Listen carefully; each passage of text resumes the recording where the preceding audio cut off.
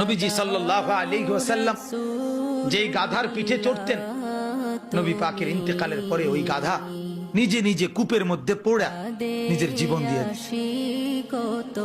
নবী সাল্লাল্লাহু আলাইহি সাল্লামের ইন্তেকালের পরে যেই উটনি, আল্লাহর নবী সাল্লাল্লাহু আলাইহি সাল্লাম উটনি মানে মহিলা জাতের উট, এই উটনিতে চড়তেন।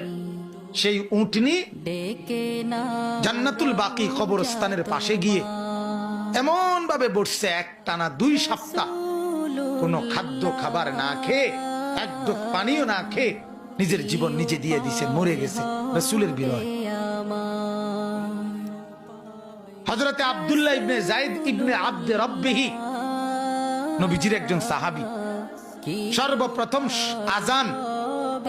আজানের যে বাক্যগুলো যিনি স্বপ্নে দেখছে, এই সাহাবী আব্দুল্লাহ ইবনে যায়েদ ইবনে আব্দে রাব্বিহি, এই উনি বাগানের মধ্যে কাজ করতেছিলেন, খেজুর বা আঙ্গুরের বাগানে।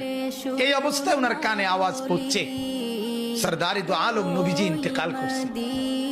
এই কথাটা ওনার কানে আওয়াজ পড়ছে, শুনছে আর কি, নবীজি কি হয়েছে, ইন্তেকাল।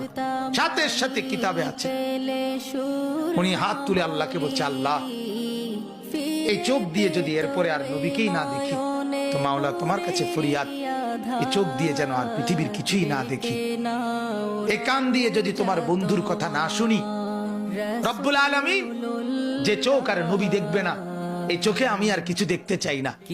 যে কান আল্লাহর নবীর কথা শুনবে না, সেই কান আর কিছুই শুনতে চাই না। আল্লাহর কসম কিতাবে আছে, আমরা নিজে বুখারীর শরহ ব্যাখ্যা গ্রন্থে এটা পড়ছি, পড়াইছিও ছাত্রদের। ওই সাহাবী এরপরে আর মৃত্যু পর্যন্ত কোনদিন আর কিছু চোখেও দেখে নাই, কানেও শুনে নাই। উনি আপনার অন্ধ হয়ে গেছে এবং উনি আপনার বয়রা বধির হয়ে গেছে। তাহলে কি পরিমাণ বিরহ আমি এটা বুঝাইতে চাই।